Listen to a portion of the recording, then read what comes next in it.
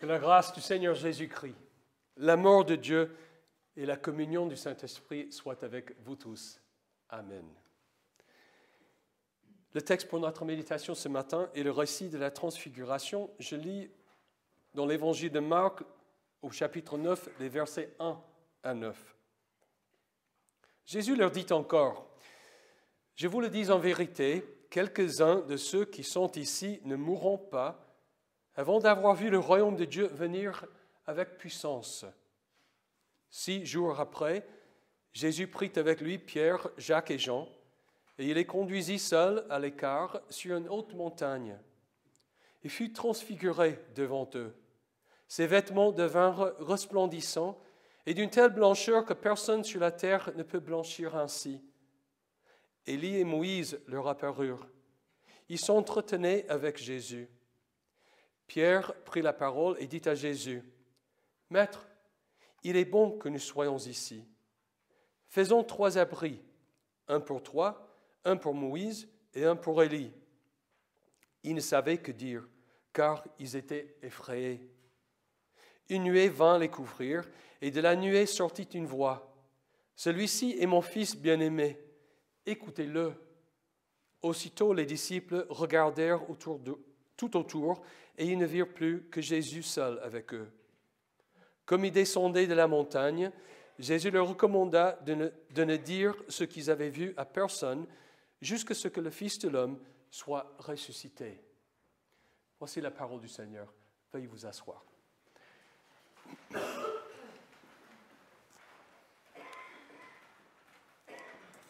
Vous connaissez ce récit de la transfiguration parce que nous le lisons chaque année à la fin du temps de l'Épiphanie.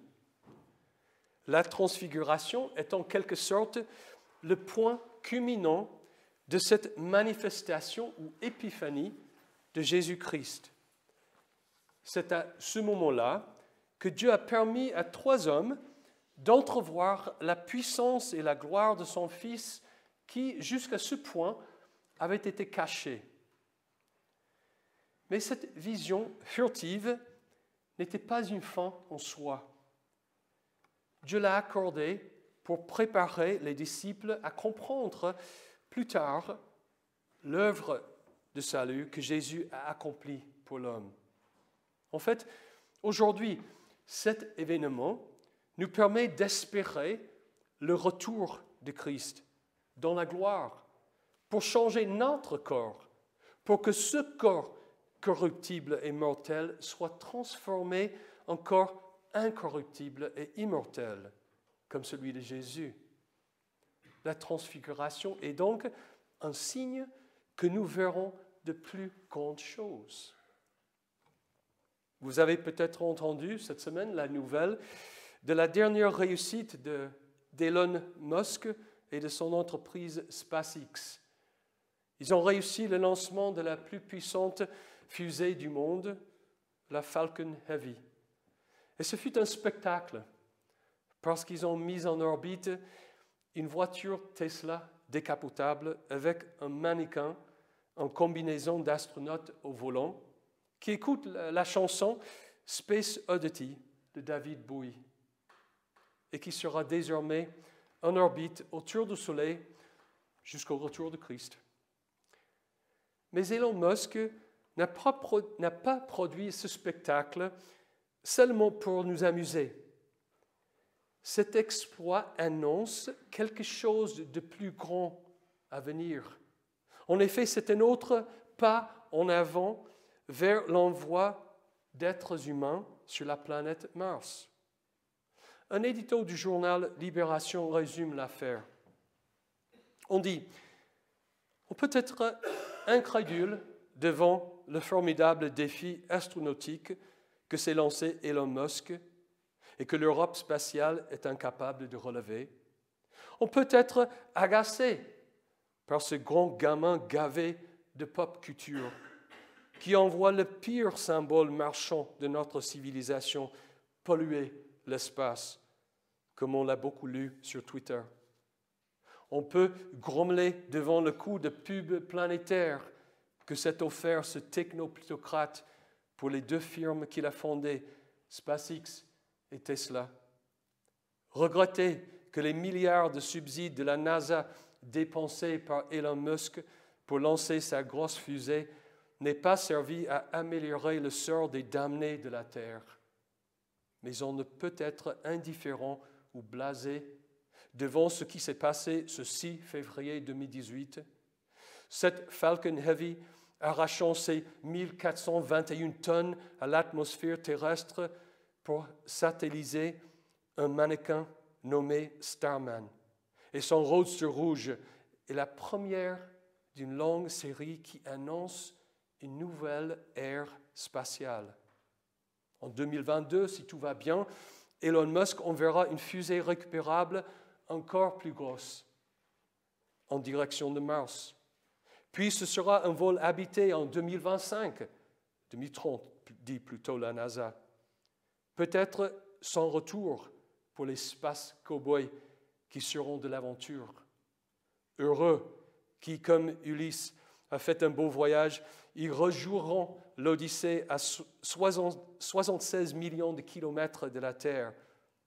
Si Elon tient ses promesses, on ne pourra que saluer celui qui a permis de renouer avec la grande affaire de l'humanité.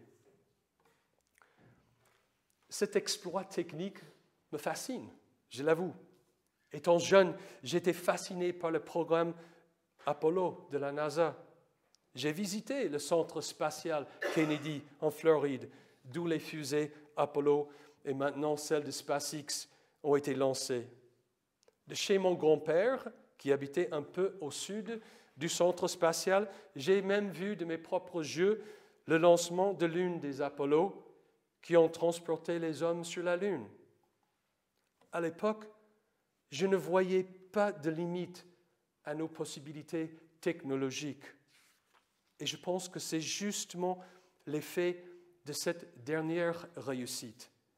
Elle ravive et stimule l'espoir que nous verrons de plus grandes choses. C'était, et c'est toujours, l'effet de la transfiguration de Jésus. Ce fut un signe de puissance, un événement inédit, vraiment du jamais vu, qui annonçait de plus grandes choses à venir. Jésus avait annoncé à ses disciples, une semaine plus tôt, que certains d'eux ne mourraient pas avant d'avoir vu le royaume de Dieu venir avec puissance. Et voilà, un petit avant-goût de cette puissance qui donne envie de plus. Le problème pour les disciples, et peut-être pour nous aussi, était que la gloire et la puissance révélées momentanément sur la montagne n'ont été qu'un premier pas vers le but de la venue du royaume de Dieu avec puissance. Il fallait d'abord passer par une autre manifestation de puissance, la crucifixion et la résurrection de Jésus. Pierre, Jacques et Jean ont vu quelque chose qu'on ne peut vraiment décrire. L'apparence de Jésus et celle de ses vêtements ont changé, comme dans la vision de Jésus que Jean raconte dans l'Apocalypse. Nous n'avons pas de vocabulaire pour décrire ce qu'ils ont vu.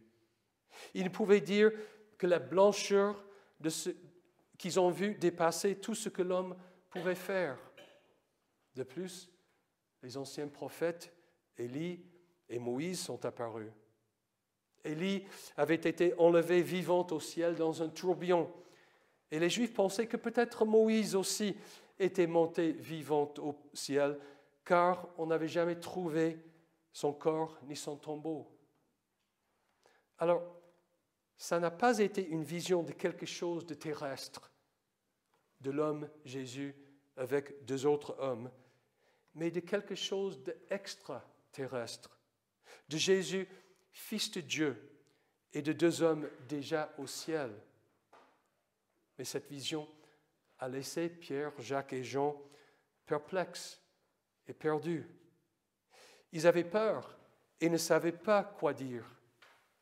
Qu'est-ce qu'ils avaient alors à espérer? Que signifiait la vision? C'est en descendant de la montagne que Jésus en indique la signification.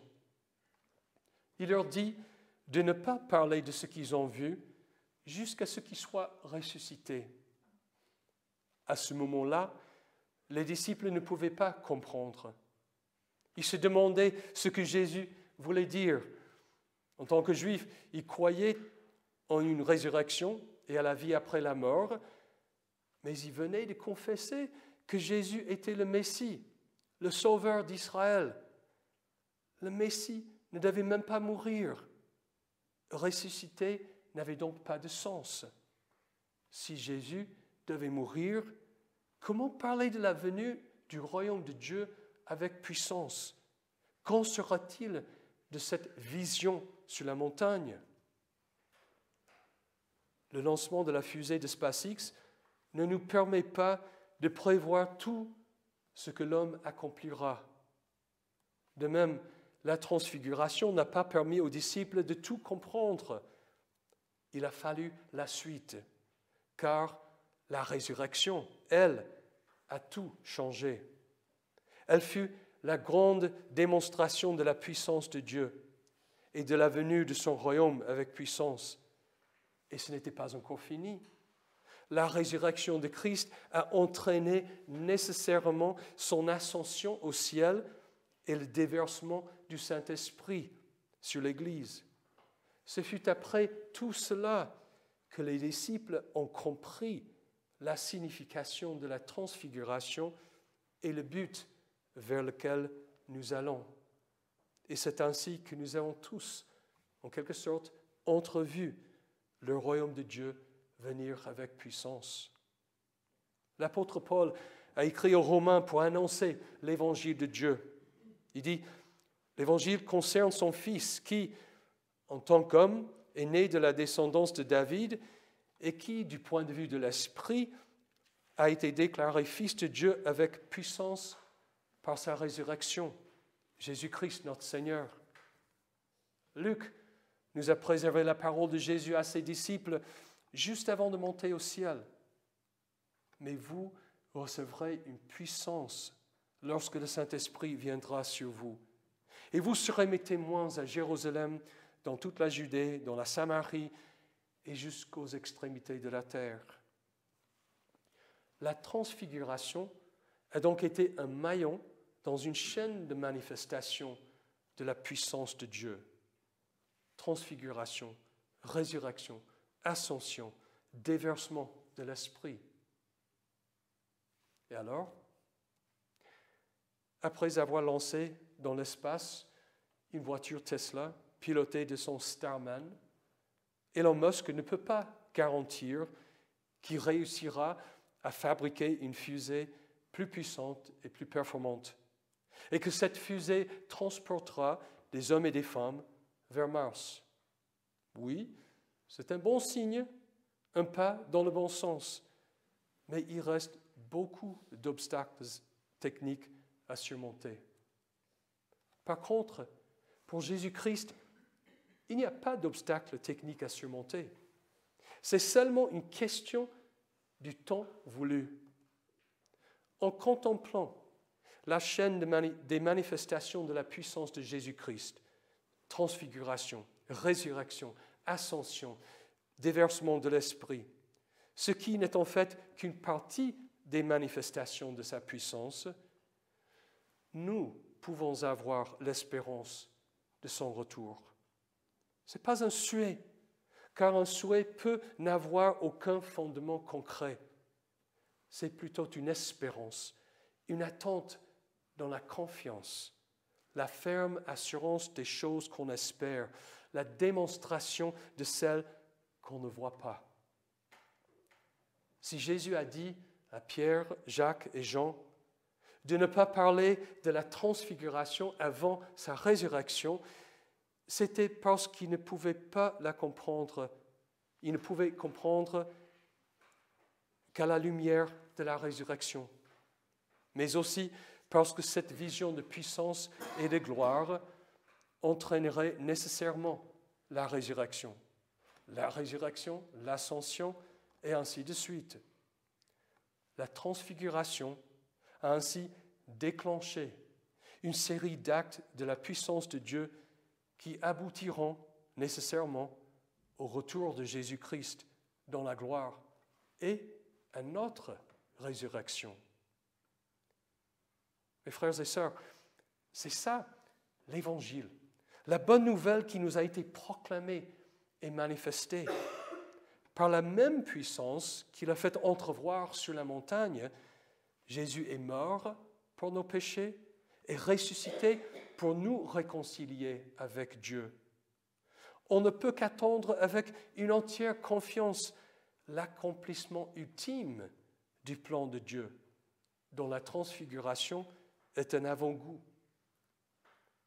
L'apôtre Paul écrit « Voici, je vous dis un mystère, nous ne mourrons pas tous, mais tous nous serons transformés en un instant, en un clin d'œil, au son de la dernière trompette. La trompette sonnera, alors les morts ressusciteront incorruptibles et nous serons transformés. Il faut en effet que ce corps corruptible revête l'incorruptibilité et que ce corps mortel revête l'immortalité. Si l'exploit de SpaceX nous fait croire que nous sommes sur une piste intéressante et que nous verrons encore de plus grandes choses, à combien plus forte raison les manifestations de la puissance de Jésus-Christ devraient-elles nous convaincre que nous verrons encore de plus grandes choses. On ne peut pas être indifférent ou blasé devant ce qui s'est passé sur la montagne. À la lumière de la transfiguration, comment peut-on ne pas se confier à Jésus-Christ et espérer en lui? Que Dieu accorde à nous tous cette même espérance.